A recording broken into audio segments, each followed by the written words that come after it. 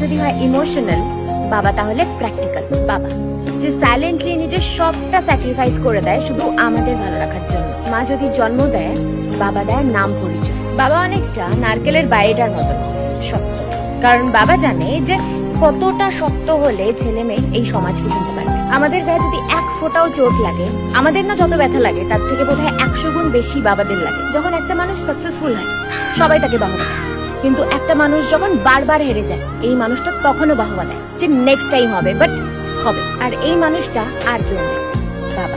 বাবা অনেকটা ছাতার মতো, বাইরের রোদ ঝড় বৃষ্টি আমাদের গায়ে লাগতেই দেয় না। যখন সবাই ছেড়ে চলে যাবে, যখন তুমি তোমার পাশে কাউকে পাবে না, এই মানুষটা একমাত্র তোমার পাশে শক্তিমানের মতন দাঁড়িয়ে থাকবে। মার 100 বার বলার পরেও যে কাজটা হয় না, বাবার একটা মিস কলে সেই কাজটা হয়। তোর বাবা, এটার পর আর কোনো কথা হয় না। বাবা আছে বলেই হয়তো সব আবদার গুলো পূরণ হয়। মার সাথে আমরা মনের কথাগুলো শেয়ার করি ঠিকই, কিন্তু বাবা না বলা কথাগুলোও বুঝে যায়। যত বড় হচ্ছে বুঝতে পারি যে কেন বাবা একটা জামা পরে বছরের পর বছর চালাতো, কেন বাবা ছেঁড়া জুতো পরতো। কারণ বাবারা কখনো নিজের কথা ভাবেই না, বাবারা শুধু আমাদের স্বপ্ন পূরণ করতো। মায়ের ঋণ যেমন শোধ করা যায় না, একজন বাবার কন্ট্রিবিউশনও কখনো শোধ করা যায়। মা যদি এই পৃথিবীর আলো আমাদের দেখায়, তাহলে বাবা এই দুনিয়া চিনতে শেখায়। সব সময় সবাই শুধু মায়ের কথাই বলে, বাবার কথা হয়তো খুব কম বলা হয়, কারণ মায়েরা মনের কথা মুখে বলে আর বাবারা সেটা পারে না।